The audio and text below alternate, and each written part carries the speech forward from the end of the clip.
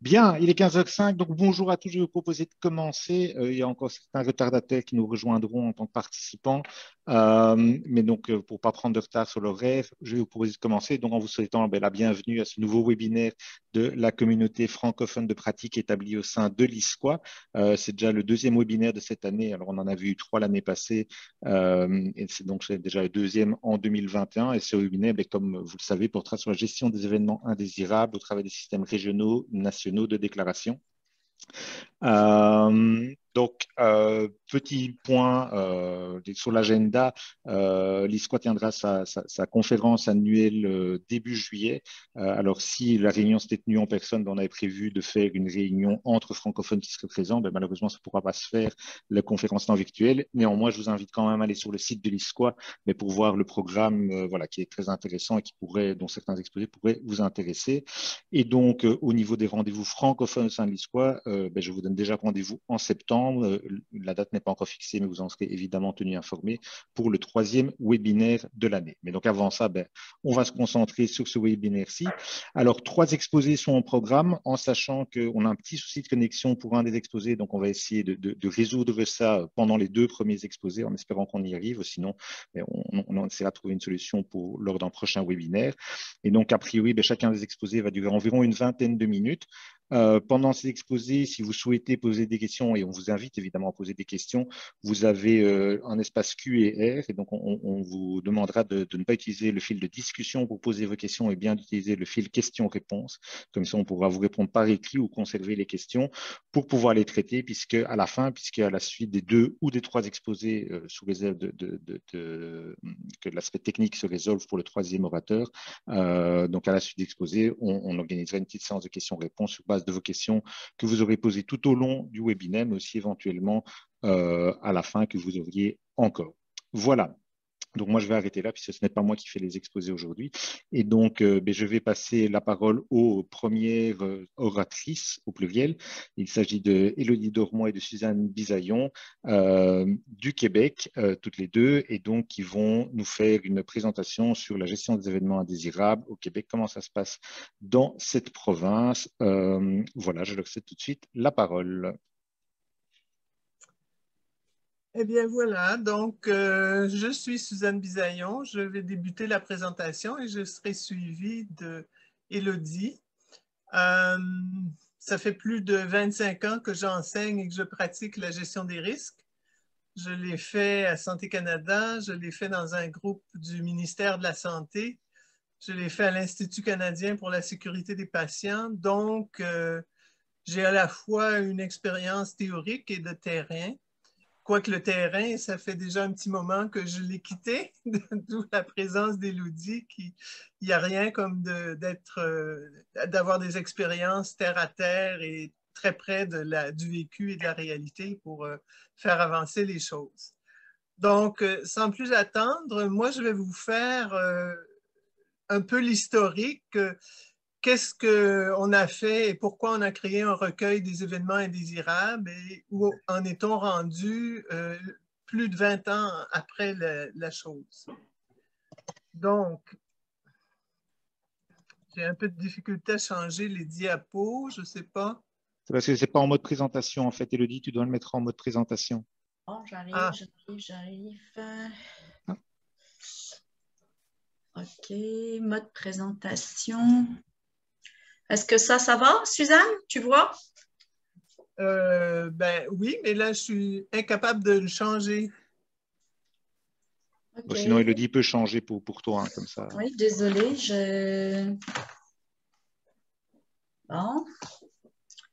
Bon, alors, les débuts, voilà.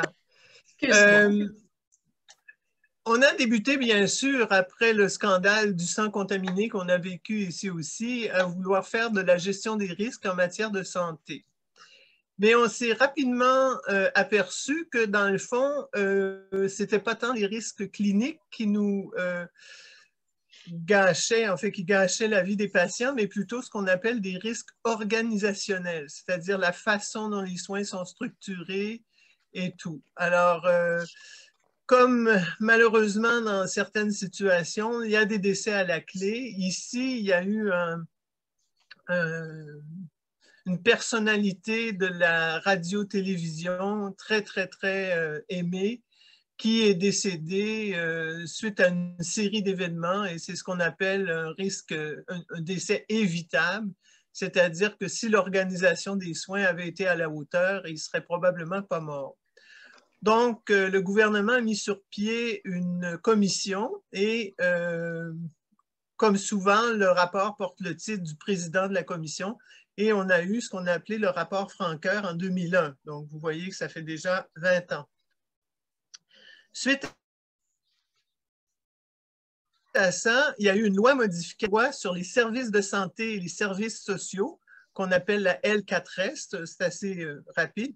Vous pouvez la retrouver sur le site de Justice Québec. Le numéro de la loi, c'est le S4.2. Et au moment où la modification a été présentée, c'était le projet de loi 113.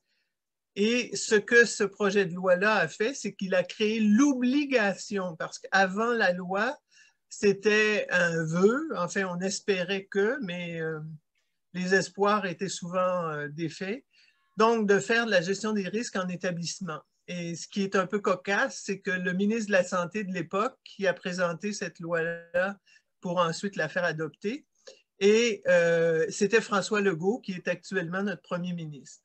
Puis, on s'est engagé dans le début de l'implantation avec ses pièges et ses succès. Le premier piège, c'est de faire la liste des problèmes qu'on rencontre, donc, autrement dit, la liste des accidents et des incidents. D'ailleurs, ces deux termes-là sont définis dans la loi.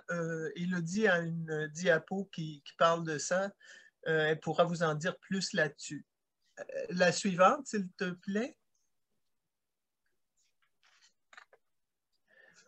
Alors, donc, quand on a créé le registre, dans les premières années, j'étais membre du comité qu'on appelait le groupe Vigilance. C'était un comité du ministère de la Santé qui regardait ce qui se passait et faisait des recommandations et des analyses de diverses choses. On s'est donc posé la question, est-ce qu'on voulait avoir un registre central ou localisé? Finalement, la réponse à ça, c'est on a besoin des deux pour des raisons différentes. Est-ce qu'on voulait que ce registre-là soit accessible à tous ou sur invitation? Ça pose toujours le problème des lois d'accès à l'information, lesquelles lois, notamment quand on est en matière de santé, sont très, très, très restrictives. Un conjoint ne peut pas voir le dossier santé de son épouse ou de son époux, à moins que celle-ci n'y consente. Alors, ça va jusque-là. Donc, il n'était pas question de déroger à cette loi-là, mais ça pose aussi d'autres types de problèmes. Donc, il y a des limites très particulières. Et vous verrez dans la loi, pour essayer de contourner ça, les membres du comité de gestion de risque d'un établissement ne peuvent pas être contraints de révéler des informations qu'on leur a divulguées dans le cadre d'une opération de gestion de risque. Ils ne peuvent même pas être contraints d'aller témoigner devant les tribunaux. Ensuite, il fallait décider, choisir les informations à colliger, et ça, c'est ce qu'on retrouve dans les lignes directrices pour guider les gens. Au début, les gens avaient tendance à chaque fois qu'il y avait un décès, hop, on remplissait une fiche et ça se retrouvait dans les accidents-incidents. Or, on a vu à l'usage que les décès n'étaient pas toujours reliés à une erreur ou une procédure défectueuse. La suivante, s'il te plaît. Ensuite, là où c'était problématique, et enfin, il a fallu se poser des questions et modifier les pratiques, c'était que qui est-ce qui doit décider de remplir le formulaire requis? Est-ce qu'il faut que ce soit le chef de service? Est-ce qu'il faut que ce soit la personne qui a vu ou qui a eu connaissance ou qui a fait lui-même ou elle-même l'erreur? Et jusqu'où doit aller la spécificité des infos retenues? Ça, j'en ai parlé tout à l'heure et l'autre problème qu'on avait, c'est que dans certains cas, la révélation pouvait se faire par déduction, d'où l'intérêt de regrouper les données parce qu'à un moment donné, dans une région administrative de santé du Québec, si vous avez un seul cardiologue qui travaille dans cette région-là et que le problème est arrivé suite à l'intervention d'un cardiologue, vous voyez tout de suite que le nom était facile à déduire. Les patients et leurs familles dire qu'est-ce qu'ils ont le droit de savoir, taire en fonction des restrictions. Ça aussi, j'en ai déjà parlé. Donc, vous avez là le résumé du propos. La suivante. Alors, donc, le but aussi de cet exercice-là, c'était corriger les défauts du système, puisqu'on sait que les risques organisationnels se matérialisent dans environ 85% des cas, entre 80 et 90 selon les études, et les autres risques sont plutôt de nature clinique. Donc, il faut vraiment corriger le système. Mais par contre, il faut comprendre que la base de données n'est pas une fin en soi. Vous avez vu les années de création de la base de données, eh bien, croyez-le ou non, encore lors du dernier rapport, les deux premiers risques, c'était les chutes et les médicaments. Mais quand on dit médicaments, c'est ne pas donner le bon médicament, c'est-à-dire donner le médicament au voisin de lit ou à la chambre à côté, ou alors s'être trompé dans les concentrations de médicaments qui sont préparés dans les cassettes, ou encore ne pas l'avoir donné du tout parce qu'on a été distrait au moment de... Et les chutes, alors les chutes, c'est les patients eux-mêmes, ça peut aussi être les visiteurs, mais ça peut aussi être les professionnels de la santé. S'il y a quelqu'un qui échappe la soupe qui est destinée à un patient et que personne ne fait rien pour ramasser ou le ramasse à moitié, moi, je connais plein de collègues ou de médecins qui ont fini avec une fracture du bras ou avec d'autres problématiques qui fait qu'ils ont été en retrait de travail pendant un certain temps. Et donc, le piège de ces listes-là, c'est qu'il ne faut pas concentrer tout son travail sur la définition des problèmes en négligeant de travailler sur les solutions. Il faut que les deux se fassent ensemble. Et l'image que je donne parfois à mes étudiants, c'est comme si vous travailliez toute la semaine à faire votre liste d'épicerie et qu'une fois rendu à l'épicerie, vous achetez rien de ce qui est sur la liste. Donc, il faut absolument s'engager dans le traitement du risque, souvent par optimisation, c'est-à-dire vous ne le baisserez pas nécessairement aussi bas que vous le souhaitez, parce que quand vous faites ça, vous perdez des bénéfices et vous introduisez des nouveaux problèmes. Et l'exemple classique, c'est la banque de sang. Bien sûr que si on veut éliminer complètement tous les trucs de vache folle, de VIH, de tout ce qu'on veut, à ce moment-là, on aura une banque de sang qui ne pourra jamais répondre aux besoins des patients, donc perte de bénéfices. Et par contre, vous allez vouloir aller chercher des donneurs de sang parmi un bassin de population plus vaste et donc là, vous allez introduire d'autres maladies dans le système. Donc, voilà la fin de mon intervention. Et comme je dis, il n'y a rien comme une personne qui est proche du terrain où se passe l'action pour parler des progrès et des écueils. Et je cède donc la parole à ma collègue Élodie Dormois. Voilà. Bonjour, bonjour à tous. Merci Suzanne. Je voudrais vous remercier de m'avoir invité pour venir vous présenter un petit peu ce qui se passe au Québec sur la gestion des événements indésirables. Je suis Élodie Dormois, je suis directrice adjointe à la qualité, la gestion des risques et l'éthique. Ça fait depuis plus de 15 ans que je suis gestionnaire de risques dans le réseau.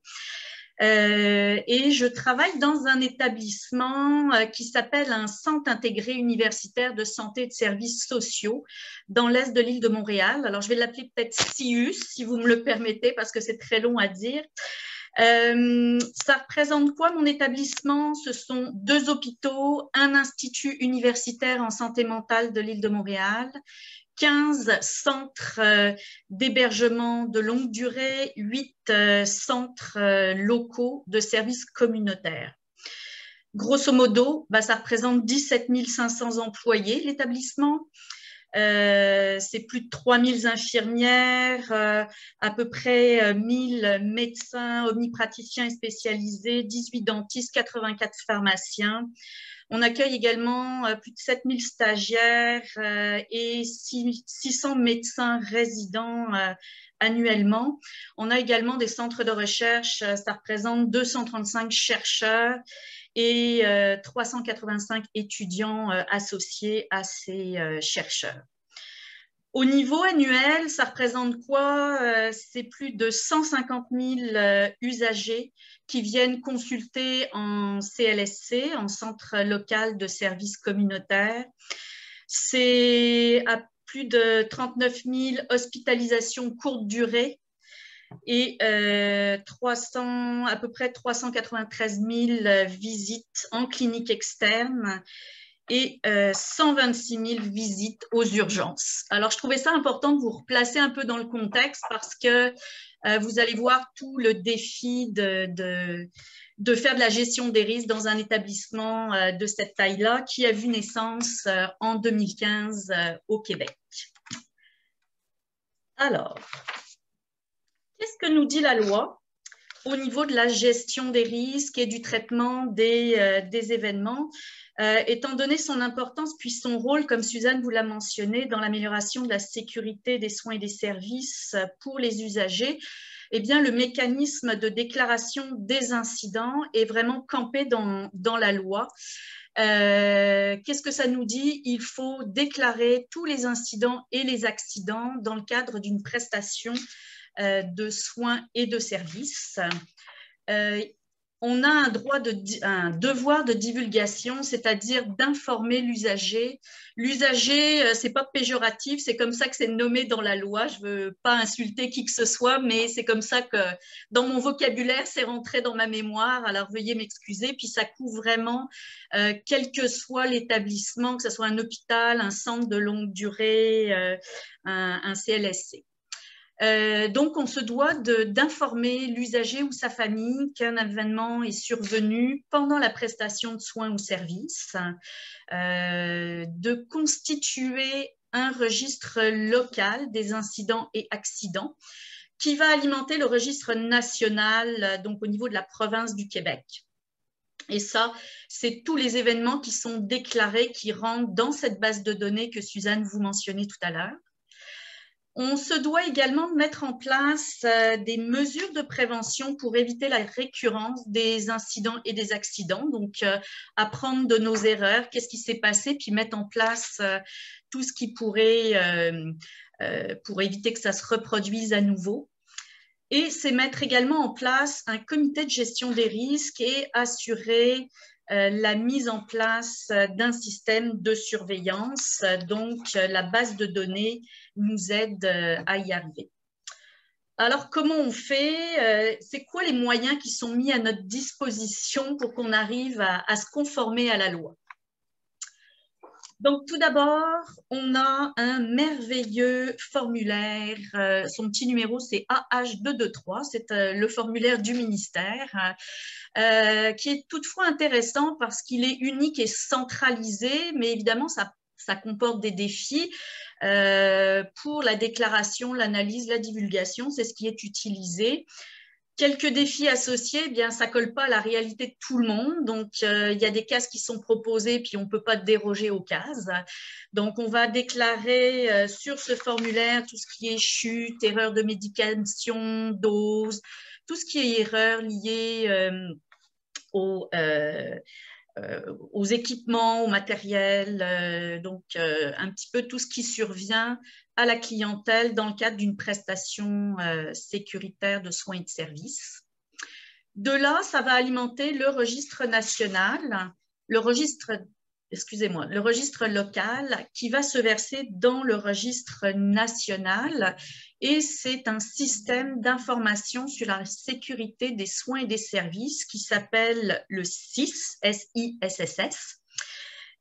C'est une application web qui est vraiment dédiée à la saisie des données qui sont colligées sur le formulaire AH223, et toutes les données sont enregistrées en temps réel, sont saisies et constituent notre registre local qui se verse dans le registre national. À partir de ce registre, ça nous permet de faire des analyses, puis l'objectif, évidemment, c'est de diminuer la récurrence, puis de trouver les pistes d'amélioration en équipe. Un autre acteur dont Suzanne vous parlait tout à l'heure, au niveau local, un acteur clé, c'est le comité de gestion des risques pour tout ce qui est gestion des événements indésirables. En fait, derrière ça, qu'est-ce que voulait le législateur en constituant des comités de gestion des risques? C'était de doter tous les établissements d'un comité sur la sécurité des usagers, mais vraiment axé sur la gestion des événements cliniques indésirables. Et ce n'est pas du tout un comité qui est responsable de gérer l'ensemble des risques de l'établissement.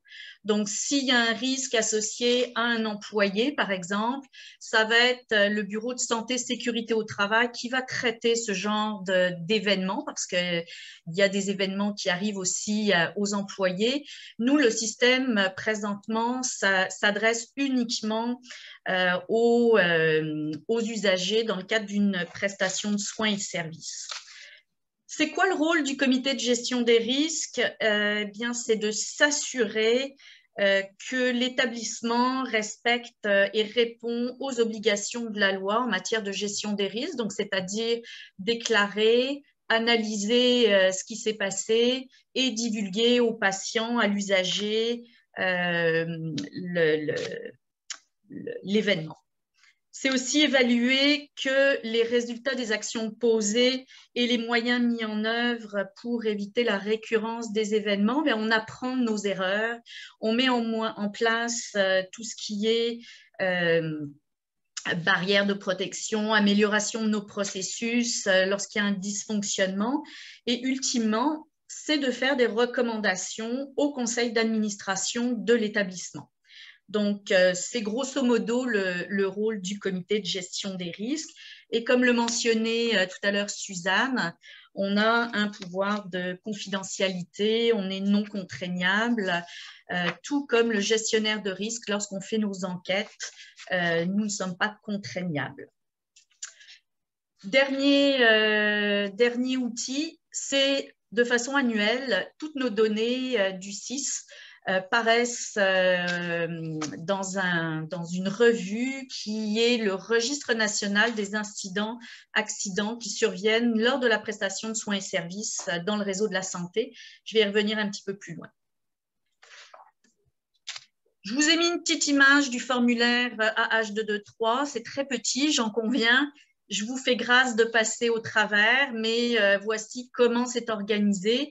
Et notre système web reprend exactement les mêmes cases. Donc, je vous ai mis en bas de la présentation les liens pour pouvoir aller le consulter sur Internet. Registre national, qu'est-ce que ça représente au niveau de la province? Ce qu'il faut savoir, c'est que le Québec a été l'une des premières provinces à rendre obligatoire, et ce par voie législative, la déclaration des incidents et accidents, comme le mentionnait tout à l'heure Suzanne, en 2002, suite à des événements tragiques qui se sont produits dans notre réseau. Et je dois dire quand même, il y a une certaine culture de déclaration qui est quand même présente dans tous les établissements, dans le mien aussi, mais la plupart des établissements qui témoignent quand même une tendance à la déclaration. Les gens sont très conscients que ça peut tout de même améliorer le système. Donc, ça représente 88%, ce sont des accidents, c'est-à-dire que ça a touché l'usager, et 12%, ce sont des incidents, donc des événements qui n'ont pas touché l'usager ou qui auraient pu le toucher. Et évidemment, Suzanne nous mentionnait les deux premiers types d'événements qui ressortent de façon récurrente, ce sont les chutes et les erreurs liées à la médication. Au niveau de la gestion des risques, si je résume un petit peu, ça se passe à peu près comme ça dans tous les établissements. C'est sûr que chacun y met sa couleur, mais la gestion des risques, c'est vraiment encadré par la loi, mais également les lignes directrices dont Suzanne vous parlait tout à l'heure. Et ça vient un peu camper nos façons de faire, qu'est-ce qu'on doit déclarer, comment on le déclare. Et comment on divulgue, comment on analyse les événements, puis ça nous sert à quoi finalement de le faire? Ça sert à améliorer les processus de qualité des soins et des services et de favoriser le maintien de l'environnement sécuritaire. Ce que je dois dire, la gestion des événements indésirables, c'est dans un établissement, ça repose aussi sur d'autres mécanismes qui peuvent utiliser soit des outils et des systèmes d'information, soit provinciaux, soit fédéraux. Par exemple, tout à l'heure, on parlait d'événements liés à la transfusion. C'est un autre formulaire qui porte le merveilleux petit nom AH520. Donc, c'est un autre formulaire. Ce n'est pas pris en charge par la gestion des risques en tant que tel, comme je vous la présente. Tout ce qui est infection nosocomiale également doit être signalé au service de prévention et contrôle des infections. Donc, ça ne fait pas vraiment partie, même si c'est un risque associé.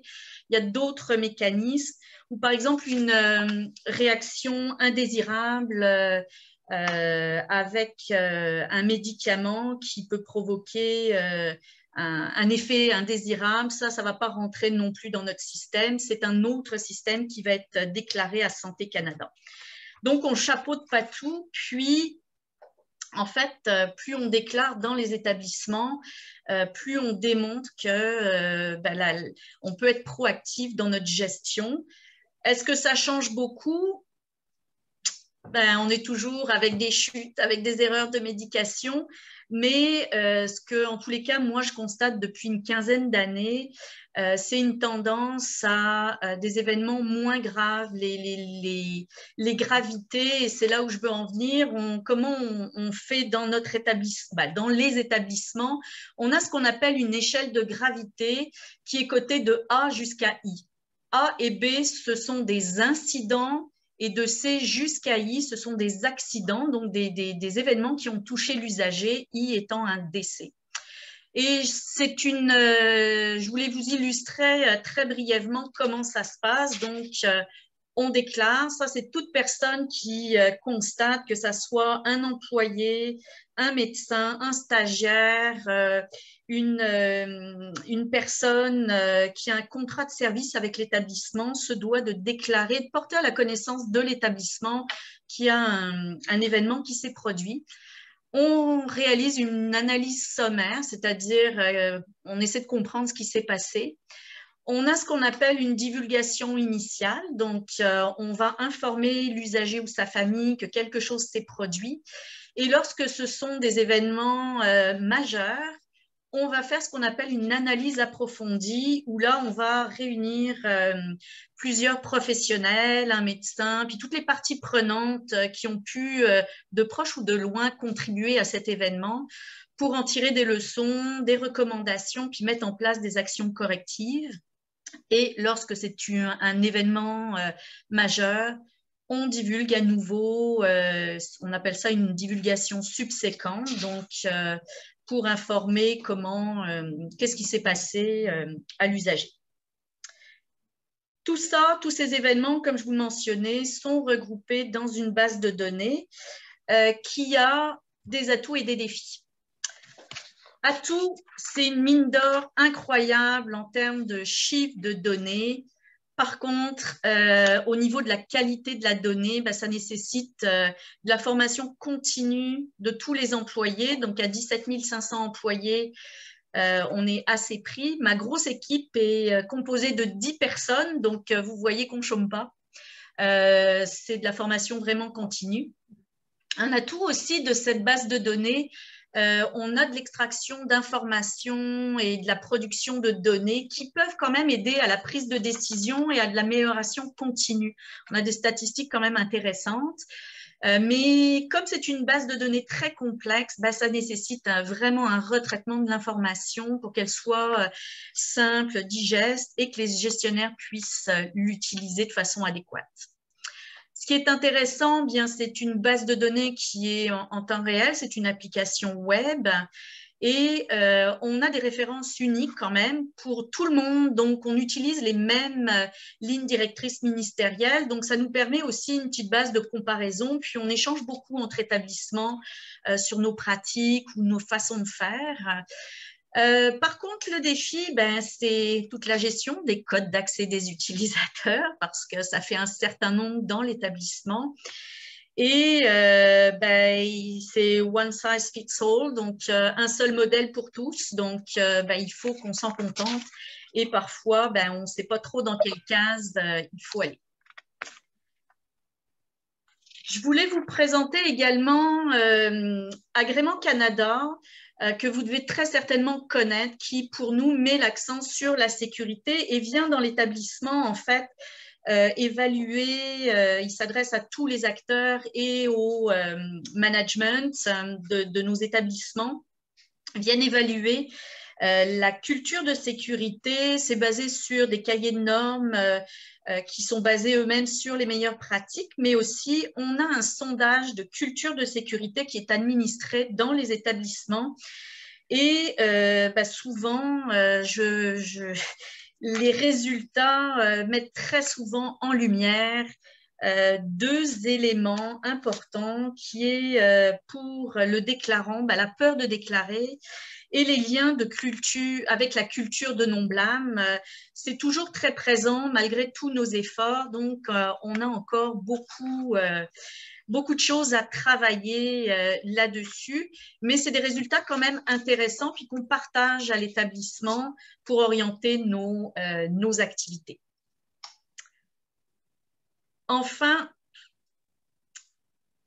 je voulais conclure au niveau du Québec. On a quand même une longue histoire derrière nous pour veiller en continu, mais il y a plusieurs choses sur lesquelles il faut vraiment porter notre attention. C'est que oui, c'est une aide à la décision qui peut garantir la sécurité, mais ce n'est pas un système parfait. Mais il faut le faire vivre. Donc, il y a vraiment une présence de l'équipe de gestion des risques et puis ceux à tous les niveaux de gestion jusqu'à la haute direction, parce que la machine, ça ne suffit pas. Ce n'est pas parce qu'on a une belle base de données que ça fait tout dans la vie. Il faut que ça soit aussi cette culture organisationnelle de qualité et de sécurité doit être porté vraiment par la haute direction, puis tout le management en suivant, puis qu'il y ait un système de cascade-escalade de toute cette information, parce que ce n'est pas parce que c'est une priorité campée dans la loi, il faut que ça en devienne une priorité organisationnelle. Et ça se travaille, ça se construit. Et il faut que les employés sentent que les décisions découlent de pistes d'amélioration, puis que ça fasse du sens, parce que même si on a en place une vigilance au quotidien, c'est l'affaire de tous. Puis pour que ça soit l'affaire de tous, il faut que ça fasse du sens pour tout le monde et qu'on apprenne de nos erreurs et de mettre en place un système. Alors voilà, c'était un petit peu, j'ai pris un petit peu plus de temps, je m'en excuse, mais c'est pas évident de brosser des années d'expérience et de traitement au Québec, de la façon dont ça se produit. Et dernière page, je vous ai mis quelques références intéressantes si vous souhaitez aller consulter tous les documents. Suzanne vous en a parlé, je vous en ai parlé aussi de certains. Voilà, merci beaucoup. Oui, merci. Merci pour cet exposé très intéressant à tous ces éléments. Donc, comme expliqué au début, on va d'abord faire passer les trois exposés, puis en fonction du temps qui restera, on verra si on a un petit peu d'espace pour des questions-réponses. Je vous rappelle qu'il y a l'espace questions-réponses sur l'écran et donc n'hésitez pas à indiquer là vos questions. Les orateurs peuvent déjà répondre pendant la session, comme ça on peut avancer. Et donc, sans plus attendre, je vais passer la parole au docteur Claire Morgan, voilà, qui, malgré un petit souci technique initial, nous avons parmi nous, et donc qui est au service évaluation et outils pour la qualité et la sécurité des soins au niveau de la HAS en France, donc, et qui va nous parler de la gestion des événements indésirables graves associés aux soins en France. Voilà, c'est à vous. Bonjour à tous, oui, toutes mes excuses, petits soucis de connexion initiaux. Est-ce que là, vous voyez mon écran? Oui, il n'est pas en mode présentation encore, mais il va le devenir. Voilà, voilà, il est. C'est parfait. Super. Alors, bonjour. Donc moi, je suis le docteur Morgan Père, je suis adjointe à la chef de service, donc au service évaluation et outils pour la qualité et la sécurité des soins à la Haute Autorité de Santé. Pour faire rapide, la Haute Autorité de Santé, c'est une autorité publique scientifiquement indépendante avec trois missions principales que sont l'évaluation, les recommandations et puis le dernier objectif, et c'est celui-là dans lequel on va s'inscrire aujourd'hui, c'est mesurer et améliorer la qualité et la sécurité des soins. Alors, du coup, rapidement, le contexte est que, évidemment, en France, comme partout, hein, globalement, on n'a pas d'exhaustivité sur le nombre d'événements indésirables graves associés aux soins qu'on a chaque année. Les seuls éléments sur lesquels on peut s'appuyer, en tout cas en France, sont plusieurs études qui ont été conduites. La dernière en 2010 étant ENEIS, un nouveau volet est en cours, hein, ENEIS 3, qui évaluerait en établissement de santé entre 270 000 à 390 000 événements indésirables graves par an, dont 40% seraient évitables et près de la moitié conduiraient au décès du patient. Alors ça nous ramène à un événement indésirable grave tous les 5 jours dans un service de 30 lits. Le pendant, en médecine générale, c'était l'étude ESPRIT en 2013, conduite auprès de médecins généralistes qui estimaient qu'on avait en survenue 22 événements indésirables associés aux soins pour 1000 actes, dont 2% étaient des EIG. Donc c'est dans ce contexte que la France a décidé de réglementer les déclarations d'événements indésirables graves associés aux soins et a positionné en 2016 la Haute Autorité de Santé en charge de la mission de l'analyse de ces événements, si bien qu'aujourd'hui cette déclaration est obligatoire pour toute personne qui, de près ou de loin, touche aux soins des patients. Donc, la première chose que je vais vous présenter, c'est le dispositif. Hein, on va faire rapidement, mais pour que vous compreniez un petit peu comment ça se passe concrètement. Alors déjà, qui et quoi déclarer? Alors, qui est concerné? Je vous l'ai dit, hein, dans le cadre de cette obligation, tout professionnel de santé ou tout représentant légal doit déclarer tout événement indésirable grave dans le dispositif, et tous les secteurs sont concernés, hein, aussi bien les établissements de santé, les médecins en ville, les infirmiers, enfin, tout ce qui est soignant en ville, et le médico-social évidemment. Alors de quoi parle-t-on dans ce dispositif? On parle des événements indésirables graves associés aux soins, qui est défini comme tout événement inattendu. Tous les mots sont évidemment importants, hein, au regard de l'état de santé, de la pathologie de la personne, ayant des conséquences graves. Alors, conséquences graves, c'est un décès, une mise en jeu du pronostic vital et la survenue probable d'un déficit fonctionnel permanent. Alors, le tempo, parce qu'on a quand même creusé la façon de faire cette déclaration, je vous montrerai juste après le portail des vigilances qui permet aux professionnels de déclarer. Elle se fait en plusieurs temps. Alors, le petit schéma que vous avez en bas à droite représente ces temps. Hein, donc, tout en bas à gauche du schéma, survenue de l'événement indésirable, l'équipe, évidemment, propose de gérer immédiatement cet événement indésirable. Ça, c'est du bon sens. Hein, on ne leur demande pas de déclarer tout de suite. Ensuite, on demande aux déclarants de faire un premier volet, première partie de déclaration, dans lesquels il va dégrader les premiers éléments de compréhension. Et cette déclaration est théoriquement faite sans délai auprès de l'Agence régionale de santé. Alors en France, on a 100 délégations territoriales qui sont régionalisées et qui permettent de, entre autres, gérer les missions de santé sur chaque territoire. Donc c'est au départ auprès de ces agences que remontent ces événements indésirables. Là, les agences régionales, elles ont pour appui ce que l'on appelle des structures régionales d'appui, qui sont des structures indépendantes constituées de personnes qui vont accompagner les déclarants pour conduire l'analyse approfondie de ces événements indésirables. Autrement dit, une fois la première déclaration, le premier volet fait, la SRA est en appui avec les professionnels pour remplir le deuxième volet qui doit être rempli dans les 3 mois, qui lui propose des outils type grille alarme, par exemple, pour réaliser l'analyse approfondie et collective de l'événement indésirable grave. L'idée aussi, au bout du bout, c'est d'aller proposer des mesures barrières pour prévenir et éviter les récidives.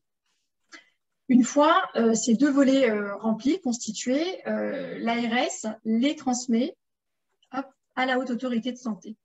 Si bien que vous voyez que la Haute Autorité de Santé centralise l'ensemble des déclarations nationales que les ARS transmettent au fil de l'eau. Alors concrètement, où déclarer?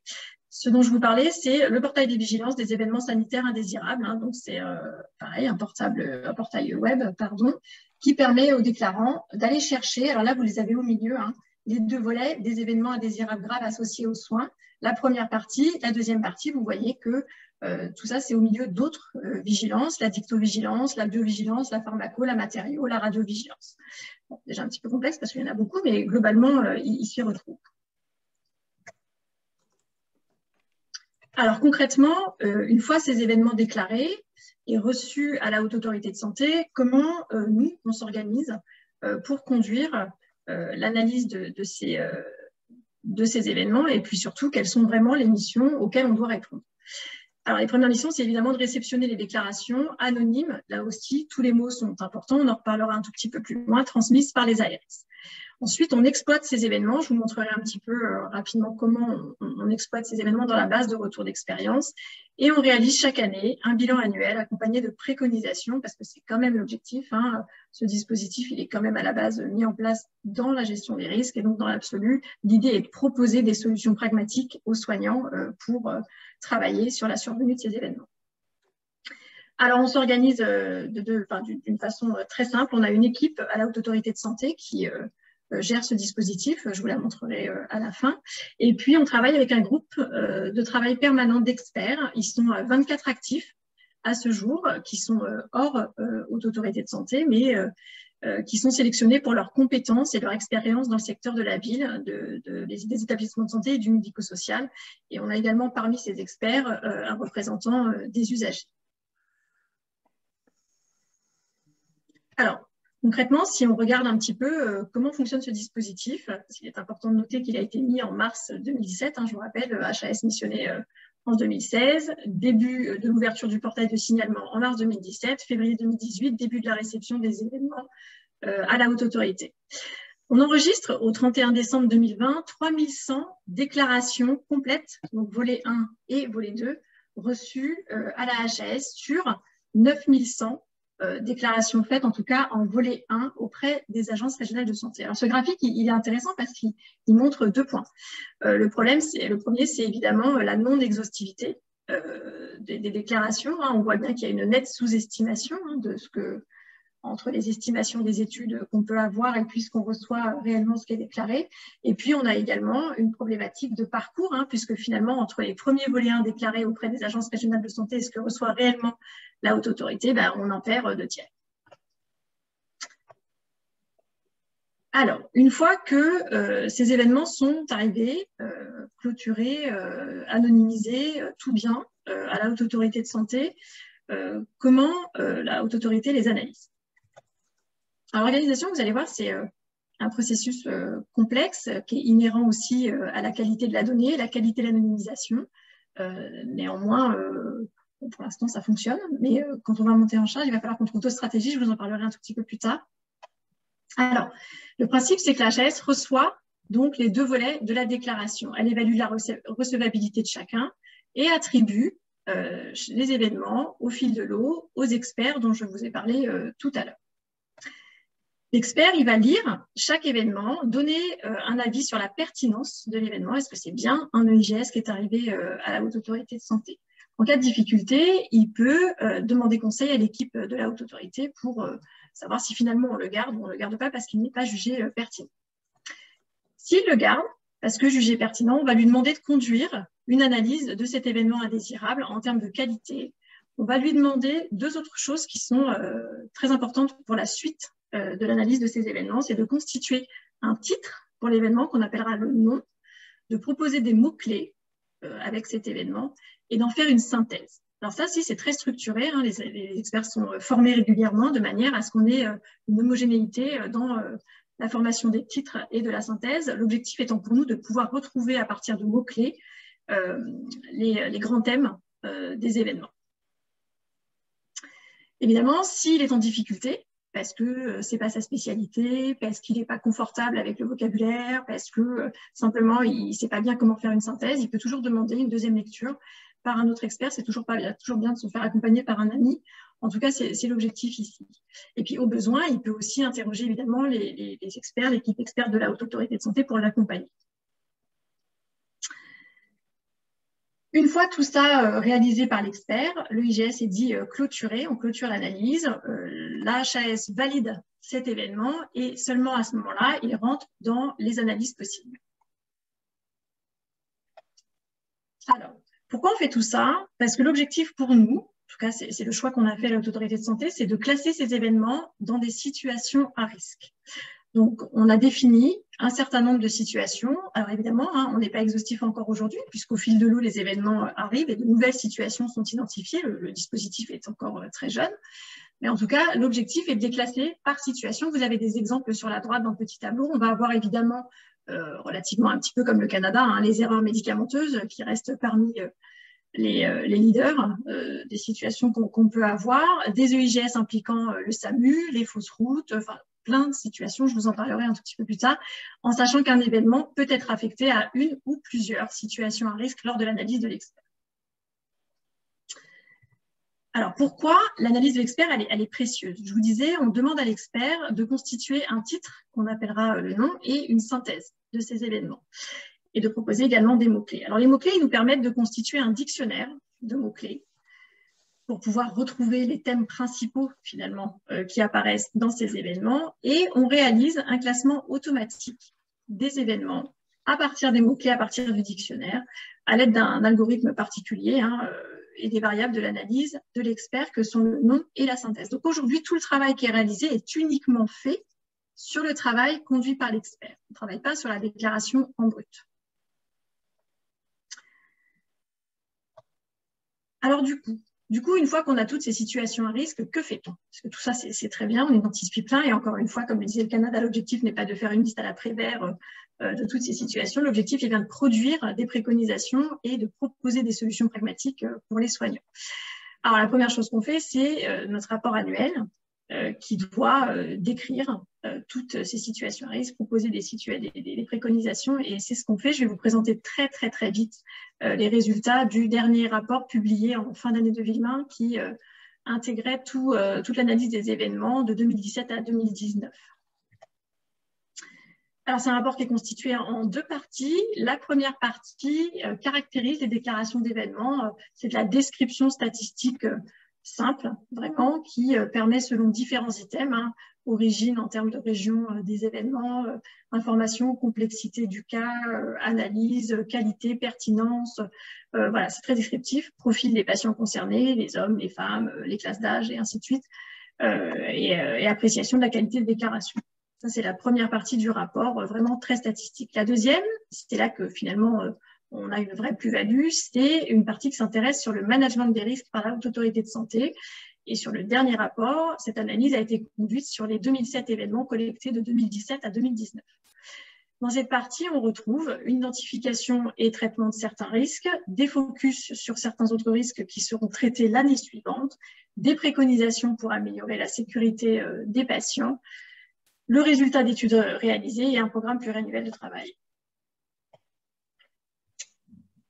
Alors, donc ce dernier rapport hein, dont je vous parle, c'était le troisième depuis la mise en place du dispositif. Il porte sur les analyses de l'ensemble des EIG déclarés et reçus entre 2017 et 2019. Et finalement, rapidement, que nous apprennent ces événements? Ce qu'on constate, c'est que 53% des événements auraient pu être évités en 2019. En tout cas, c'est ce que les déclarants ont inscrit. 51% ont entraîné le décès du patient. Il concernait autant d'hommes que de femmes. Plus de la moitié des événements surviennent après 60 ans. Pour la grosse majorité, ils survenaient dans un cadre d'actes thérapeutiques. Pour 60% quasiment, il se déroulait sur une période dite vulnérable, autrement dit la nuit, le week-end ou les jours fériés, était quasiment tout le temps en contexte de situation d'urgence pour le patient. Et le point aussi important dont on discutera un petit peu plus loin, relativement à la qualité de la donnée et sa remontée, c'est que près de 80% des EIG, finalement, proviennent des déclarations d'établissements de santé. On en a environ 14% dans une structure médico-sociale et seulement 4% qui intéressent des déclarations venant de la ville. Alors pour vous illustrer rapidement les situations à risque, en tout cas les 10 principaux risques identifiés sur ces événements, on va rejoindre quand même un petit peu les chiffres présentés par le Canada, puisqu'on voit les chutes de patients ici qui apparaissent en 4e position. Évidemment, les erreurs médicamenteuses. On a beaucoup, nous, de défauts de prise en charge et de suicides de patients.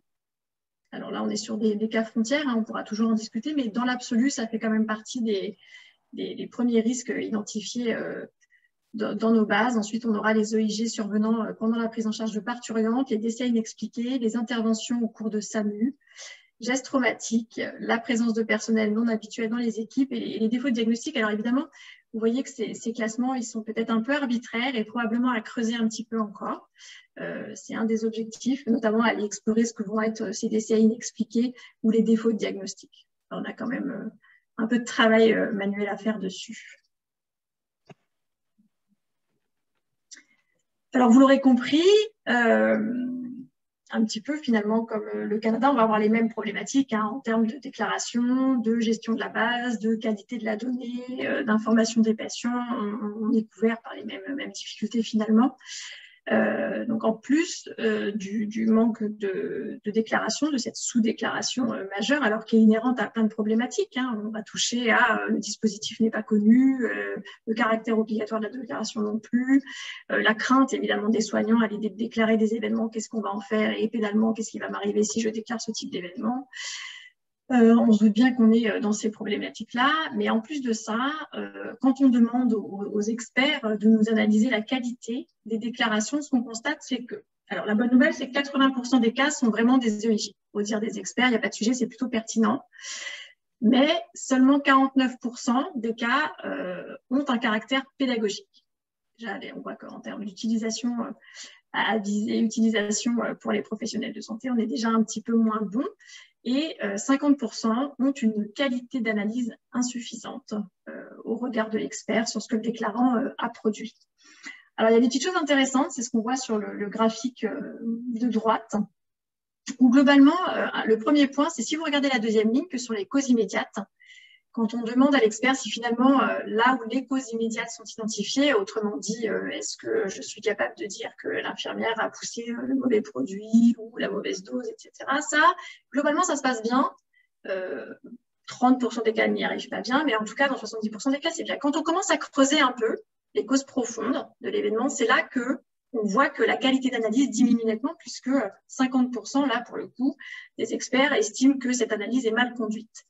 Alors évidemment, là, on touche à un point important qui est l'acculturation finalement des soignants à cette gestion des risques et au fait que aller utiliser des outils pour creuser quand on n'est pas accompagné, c'est compliqué parce qu'on n'est pas formé à ça et c'est là que la place des structures régionales d'appui prend tout son sens puisque c'est elles qui en France sont structurées pour accompagner les déclarants à faire cette analyse. Et du coup, on aura le reflet sur les barrières, puisque finalement, quand on n'arrive pas à identifier correctement les causes profondes, les barrières qu'on propose, elles ne sont pas toujours jugées pertinentes par l'expert. Alors, encore une des limites, un exercice pas simple, c'est ce dont je vous parlais, qui est le regroupement des EIG en situation à risque. Et je vous ai dit, on utilise un algorithme à partir de mots-clés du dictionnaire qui classe automatiquement les événements dans une ou plusieurs situations à risque. Alors, le constat aujourd'hui, c'est qu'en utilisant cette méthode, on arrive à classer 78% des déclarations dans au moins une situation à risque, mais on a 22% qu'on n'arrive pas à classer. Donc, il faut manuellement aller lire, regarder pour les classer. On aimerait évidemment, c'est affiner cet algorithme, je vous en parlerai juste après. Et on a peut-être des stratégies pour essayer de gagner un petit peu en classement automatique, parce qu'encore une fois, quand on est sur 2000, 3000 événements analysés un à un par 24 experts, ça passe, mais le jour où le dispositif monte en charge, ça devient tout de suite beaucoup plus compliqué. Autre principale limite, la présence de données nominatives. Alors, je vous l'ai dit, théoriquement, les agences régionales de santé anonymisent ces déclarations avant de les envoyer à la Haute Autorité de Santé. Bon, ça c'est la théorie. Dans la vraie vie, on est sur 1/3 à 1/4 des déclarations qui présentent encore le nom de l'établissement, le nom de professionnel et parfois les coordonnées du patient.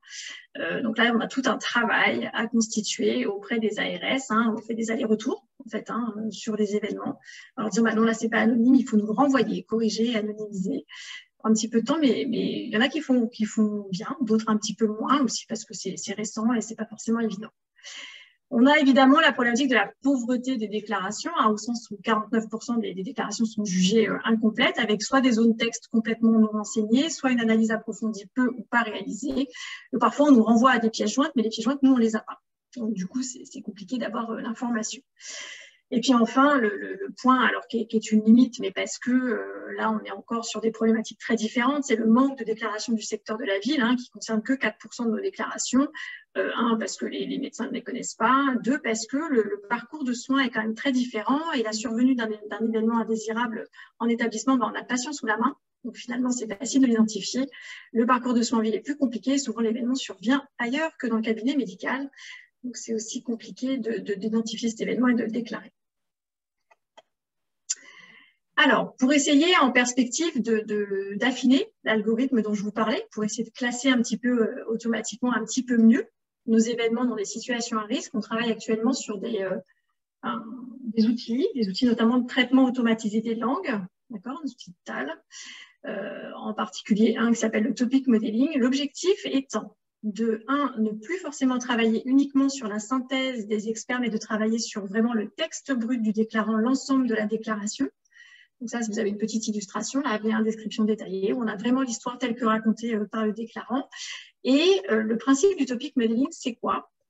C'est automatiquement, il y a deux étapes, d'aller demander à l'outil dans chaque déclaration, d'aller chercher les récurrences des mots les plus fréquents. Donc ça, c'est la petite image que vous avez en haut à gauche. Plus le mot est gros, plus il est récurrent dans les déclarations. Vous voyez évidemment que le mot médecin et le mot IDE, on se doute bien, qui vont être quasi constants dans toutes les déclarations. Donc finalement, pour nous, ce n'est pas des mots qui sont jugés pertinents. D'accord? Ce n'est pas des mots qu'on a envie de garder dans l'analyse a posteriori parce que de toute façon, on sait qu'ils vont être partout. Donc ça, c'est ce qu'on appelle l'identification des stop words. Le but du jeu étant d'éliminer ceux qui apparaissent le plus fréquents et qui n'apportent rien en information utile. Une fois qu'on a fait cet exercice, on va utiliser ce qu'on appelle une méthode de n-grammes. Alors ici, ce que vous avez en bas à droite, c'est des trigrammes, où on lui demande de chercher les associations de 3 mots les plus fréquemment retrouvés dans ces événements.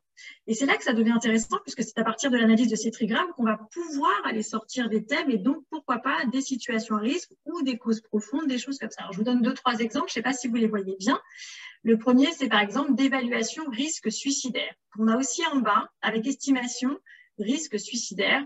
Alors ça, c'est pour nous, en tout cas, moi je trouve un élément très intéressant puisqu'on est aujourd'hui en train de travailler sur une situation à risque particulier que sont les suicides en établissement, puisqu'on en a pas mal, vous l'avez compris.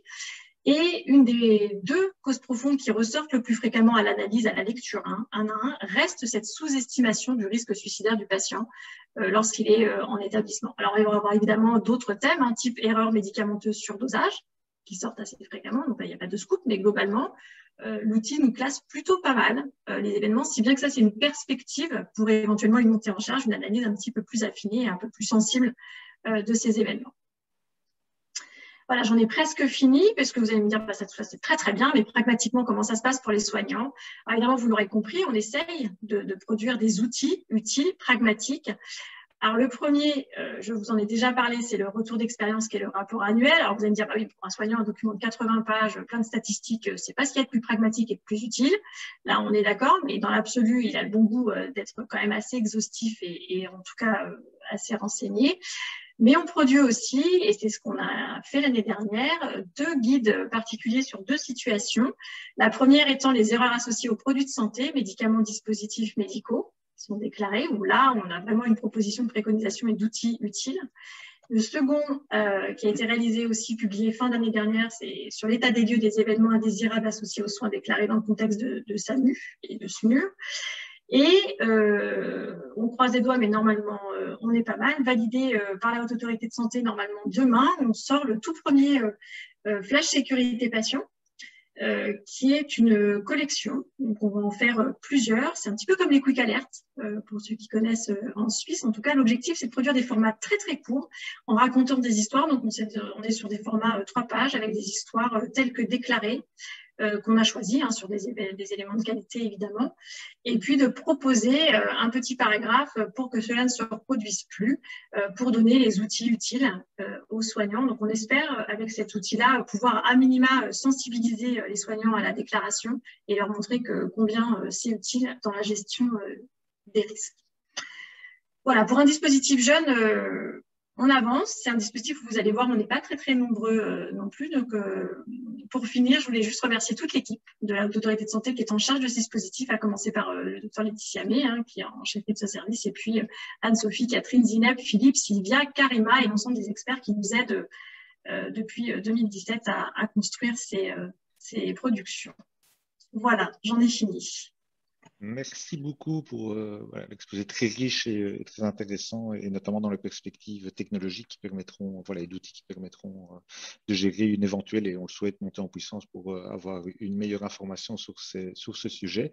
Et donc, je vais passer maintenant la parole au troisième et dernier exposé qui sera réalisé donc par le docteur Lotfi Ben Mosba, qui nous vient de Tunisie, qui est médecin anesthésiste et président de la SOTUGERES, qui est la Société tunisienne de gestion des risques en établissement de santé, et qui va donc nous expliquer une initiative très récente, relativement récente, il le précisera, qui se déroule en Tunisie. Je lui cède la parole.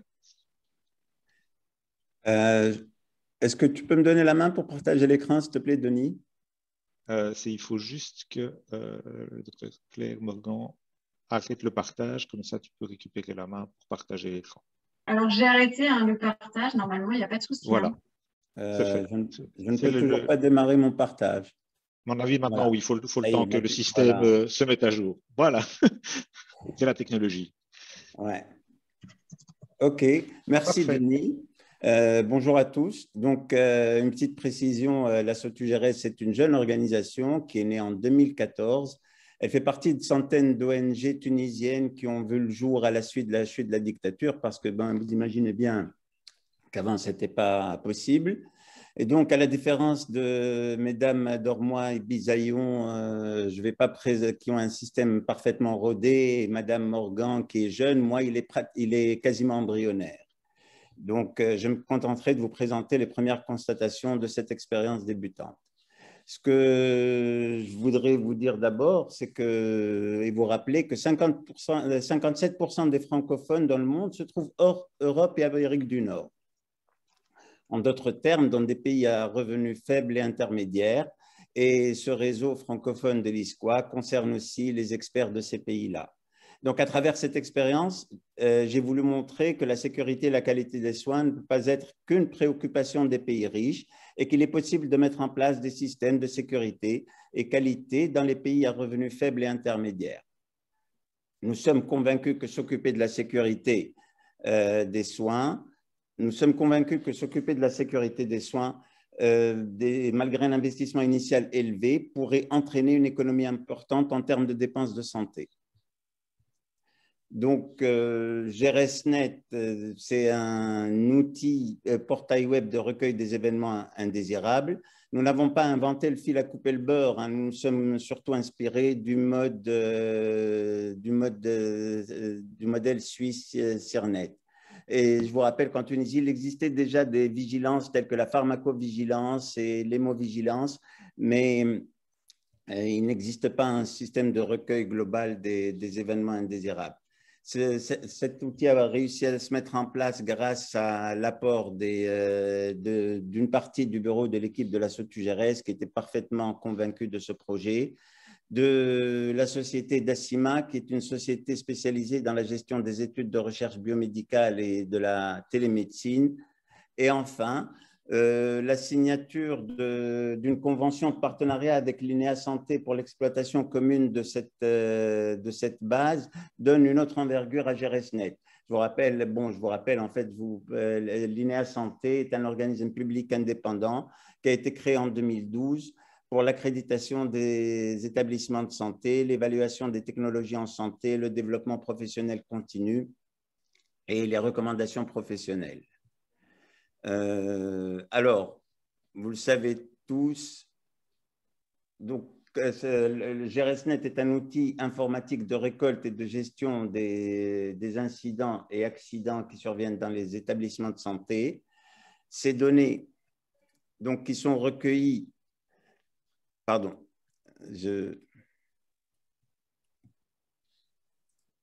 donc les événements indésirables qui surviennent au sein des établissements de santé sont recueillis de manière au sens le plus large, c'est-à-dire qu'on recueille bien sûr les complications liées aux soins, mais on recueille aussi les complications, les vols, les incendies, tout ce qui peut concerner les événements indésirables associés aux soins. Toutes les personnes qui travaillent dans un établissement de santé peuvent recueillir ces événements. On a démarré en décembre 2020 après avoir obtenu l'accord de l'Instance nationale de protection des données personnelles. Donc, l'accessibilité, la méthodologie utilisée, c'est une plateforme accessible en ligne. On recueille de manière totalement anonyme les notifications. Ils sont triés et analysés par un comité technique constitué par la SOTUGRS, l'INEA Santé et Dacima Consulting. Ce comité aura pour but, dans un second temps, de constituer un comité scientifique beaucoup plus large si les déclarations vont augmenter en nombre, et surtout trouver des fonds pour pérenniser ce système. GRSNet est un accès web ouvert et anonyme. Pour l'instant, il est hébergé sur le site de la SOTUGRS, mais un site web dédié à GRSNet est en cours de développement. Alors, comment ça se présente? Quand vous rentrez sur GRSNet, on vous pose d'abord la question, est-ce que votre événement a été évité ou pas? Une fois que vous répondez à cette question, on vous demande de décrire l'événement. Pour l'instant, on utilise un champ ouvert et libre comme première approche de déploiement pour faciliter la notification. Quand je vois que Madame Morgan, il y a au moins une vingtaine de questions posées, on s'est dit que peut-être que pour l'instant, même si ça va être moins pertinent, mais ce n'est pas bien grave, que les gens commencent à déclarer et on verra par la suite. Alors, une fois que l'événement est décrit, s'il est non évité, on va leur demander est-ce qu'il aurait pu être évité et si oui, comment. Par la suite, on leur posera aussi la question est-ce que l'événement est déjà survenu dans leur établissement et à quelle fréquence ils pensent qu'il soit déjà survenu, s'il est déjà survenu. Quand l'événement est évité, on leur demande de nous donner des suggestions pour éviter sa répétition.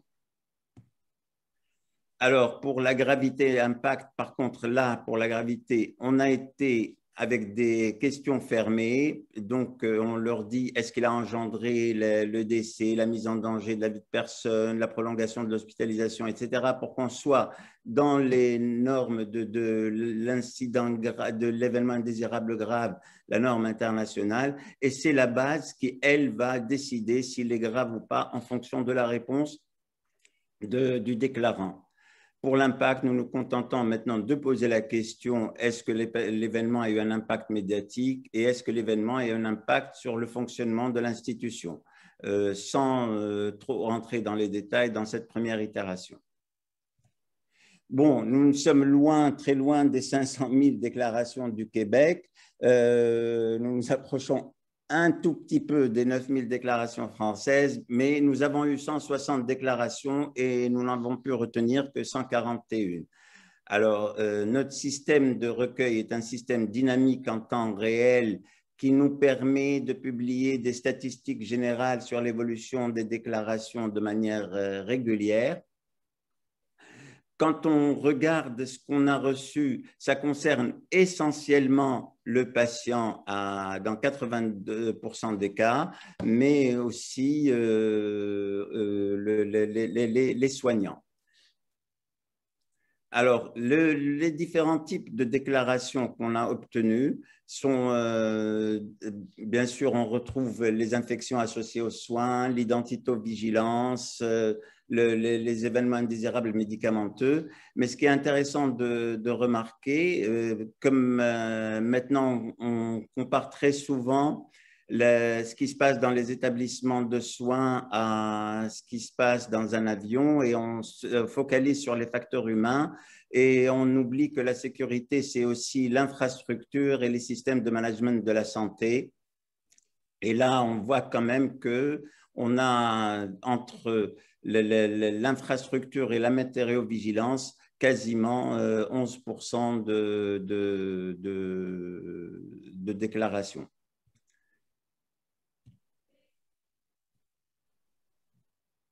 Que 70% des événements déclarés ont été jugés graves par les déclarants. L'essentiel des déclarations ont concerné des événements qui n'ont pas été évités. Donc, 75% de ces événements n'ont pas été évités. Sur ces 75% d'événements, c'est-à-dire sur les 106 événements non évités, 69% ont été jugés évitables, ce qui nous laisse quand même une marge énorme de travail. Alors, c'est aussi intéressant de voir, quand on leur pose la question, est-ce que l'incident est déjà survenu dans votre service, ils sont quand même quasiment 75% à dire que l'événement est déjà survenu plus d'une fois par an et jusqu'à 13% en plus d'un mois. Et là, ça nous laisse dubitatif. En fait, ce qu'on comprend, c'est que les gens qui nous ont déclaré leurs événements n'ont pas d'impact sur la correction de ces événements-là. Et ça nous met dans une situation assez difficile parce qu'on a l'impression qu'ils commencent à faire confiance à cette base qui se met en place et qu'on a un défi à relever pour essayer d'obtenir des réponses pour ces personnes, sinon ils vont se lasser et ne déclareront plus leurs événements. Je vais vous donner deux exemples de cas qui ont été notifiés. Alors, un cas d'identité-vigilance qui s'est passé au bloc opératoire. C'est un patient qui a été transféré au bloc pour une résection d'une tumeur vésicale sous endoscopie. Après anesthésie, au moment de l'acte opératoire, le chirurgien remarque qu'il s'agit d'une femme et non d'un homme. Et donc, la patiente est réveillée, c'était le mauvais patient. Et cette patiente qui a été endormie, en fait, était une patiente qui avait bénéficié, si l'on peut dire, d'une cystoscopie le jour même sous anesthésie générale par le même chirurgien, mais en secteur d'endoscopie.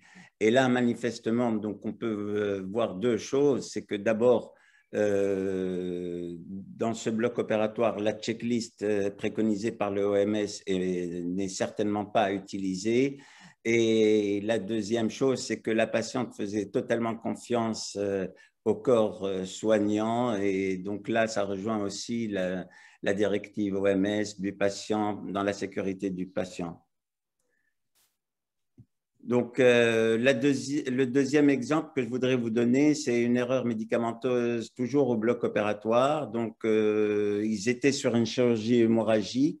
Le patient a chuté sa tension à 60 mm de systolique et avec une bradycardie à 40. Donc, ils arrêtent l'intervention, ils tamponnent, ils remplissent leur patient, ils font quoi? Ce qu'il faut faire pour remonter la tension, et ils injectent de l'éphédrine pour remonter la tension, et ils rajoutent aussi 1,5 mg d'atropine pour l'accélérer. La pression artérielle augmente, elle passe à 100. Par contre, le patient devient encore plus bradycarde. Et là, il réinjecte encore de l'atropine, toujours son résultat. L'équipe a été renforcée et un des soignants qui avait renforcé l'équipe avait constaté que dans le pack d'anesthésie, les ampoules d'atropine étaient toujours là. Il n'y avait aucune qui manquait. Donc, ce qu'on avait injecté aux patients, ce n'était pas de l'atropine, mais c'était plutôt de la prostigmine. La prostigmine, je vous le rappelle, est un décurarisant qui est utilisé en fin d'intervention pour décurariser le patient, mais qui a aussi l'inconvénient de bradycardiser, donc de ralentir le cœur du patient. Et c'est pour ça qu'il est toujours utilisé associé à de l'atropine. Donc, à ce moment-là, ils injectent de l'atropine et le poussent s'accélère de nouveau. Donc, il nous avait envoyé une photo qui avait accompagné cet événement et ce qu'on avait constaté, c'est que les deux ampoules de prostigmine et d'atropine étaient quasiment identiques. Bon, je ne peux pas vous les présenter parce que je n'ai pas réussi à cacher le nom de l'industriel. Donc, ce qu'on peut aussi retenir de là, c'est qu'il faut revoir la disposition des médicaments dans les blocs opératoires et dans les réanimations et surtout dans les situations d'urgence pour ne pas mettre les personnes dans ce genre de situation. Donc, pour les perspectives de cette base, on va essayer de renforcer le partenariat avec les acteurs clés comme le ministère de la Santé publique, mais bon, on a essayé, ça ne marche toujours pas pour l'instant avec le ministère de la Santé parce que la situation politique est instable et que les gens ne restent pas suffisamment longtemps pour qu'on puisse discuter avec eux. Avec les sociétés, différentes sociétés savantes, pour avoir un donnant-donnant, c'est qu'ils encouragent leurs adhérents à déclarer. Et nous, en contrepartie, on leur remettra les notifications reçues concernant leur spécialité. Multiplier les campagnes de communication sur ce projet, diffuser une newsletter bimestrielle pour que les gens voient un certain retour par rapport à ce qu'ils nous envoient, élaborer une base de données nationale, lancer des alertes, comme pour le cas de l'erreur médicamenteuse, où on a quand même contacté le laboratoire, l'industriel, pour lui dire attention, vos médicaments sont trop proches dans leur présentation. Tirer du recueil pertinent pour faire de la formation innovante en simulation ou en réalité augmentée. Et dans un second temps, parce que ce n'est pas encore d'actualité en Tunisie, élargir les notifications aux patients. Donc, en conclusion, plusieurs avantages à mettre une base totalement anonyme, c'est que le recueil est simple, il n'y a pas de risque de poursuite ni pour le déclarant ni pour ceux qui recueillent, comme il n'y a pas de cadre légal et que si demain un juge d'instruction nous demandait de lui fournir qui a déclaré, nous sommes dans l'impossibilité, vu la façon dont se présente notre base, de dire qui nous a envoyé. On ne sait ni d'où ça vient, ni qui le fait. On ne trace pas du tout l'IP de la personne déclarante. Donc, tout le monde est protégé. Grâce à ça, je pense que nous arrivons à avoir une pertinence des événements recueillis. Nous espérons aussi pouvoir faire, et nous pourrons aussi faire des alertes nationales quand, donc, comme l'avait dit Madame Morgan, comme ce que font les Suisses avec leur Quick Alert. Les défis, c'est comme c'est totalement anonyme, c'est qu'on risque de se retrouver avec des doublons et c'est que l'analyse doit pouvoir pouvoir les éliminer. Des déclarations sommaires qu'on ne pourra pas analyser. Et enfin, il faudra pérenniser ce modèle par l'obtention de fonds et surtout par le retour vers les personnes qui se sont inscrites à notre newsletter pour pouvoir pour les encourager à continuer à déclarer. Voilà, je vous remercie. Merci beaucoup, Lotfi, pour cette troisième et dernière présentation de ce webinaire, qui, je pense, a été très, très intéressant. Alors, effectivement, les différents systèmes sont à des niveaux de développement différents, mais on remarque quand même pas mal de similitudes, évidemment, au niveau des thématiques, des éléments qu'on va retrouver, des déclarations qui sont faites. Il y a eu pas mal de questions qui ont aussi tourné dans le chat par rapport, quelque part, au taux de déclaration et donc les non-déclarations et comment on pouvait les motiver et les augmenter. Donc, évidemment, tout ça en lien avec la culture d'apprentissage et donc plus globalement la culture sécurité. Alors, dans l'exposé québécois, on a eu une référence à Accréditation Canada et notamment cette mesure de culture sécurité qui existe dans les autres pays aussi. Je sais que la HAS le fait aussi. J'imagine que l'INEA Santé, dans le cadre de sa démarche d'accréditation, le fait aussi. C'est quelque chose de courant. Ce qui me permet de faire le pont finalement avec le séminaire, le prochain webinaire qu'on tiendra en septembre, la date sera confirmée ultérieurement et qui portera notamment sur ces aspects de culture, sécurité, culture juste, etc. Mais donc, on viendra voilà, vers l'ensemble des participants avec ces éléments-là. Je vais terminer en remerciant évidemment tous les participants d'avoir assisté et d'être restés jusqu'à la fin, si on a perdu quelques participants, mais vraiment très limités. Donc, je pense que du coup, effectivement, les exposés ont fort intéressé tous les participants. Donc, merci aux participants. Évidemment, merci aux orateurs d'avoir accepté de faire ces présentations, de les préparer, d'y consacrer du temps. Je pense qu'on a beaucoup appris. J'ai également beaucoup appris. En Belgique, on n'a pas de système centralisé, en tout cas de ces natures-là. Et donc, je pense qu'on va aussi pouvoir en apprendre et voir un peu ce qu'on peut faire à mon niveau. Mais donc, voilà, c'est vraiment valable dans tous les pays. Donc, un grand merci à tous donc. Et je vous donne rendez-vous pour le prochain webinaire donc au mois de septembre. Bonne fin d'après-midi ou de journée, selon où vous trouvez. Voilà. Au revoir et à bientôt. Salut.